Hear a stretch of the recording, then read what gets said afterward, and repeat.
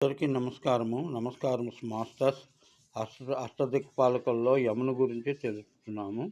యముడు నరకలోక అధిపతి, దక్షిణ దిక్పాలకుడు, ధర్మాధిష్టాన దేవత. పాండవాగ్రజుడు కూడా ఈయన యొక్క అంశయే. రాజధాని సంయము. శ్యామలాదేవి లేదా యమి ఇతని భార్య. ఎద్దు వాహనము ధరించి వస్తాడు.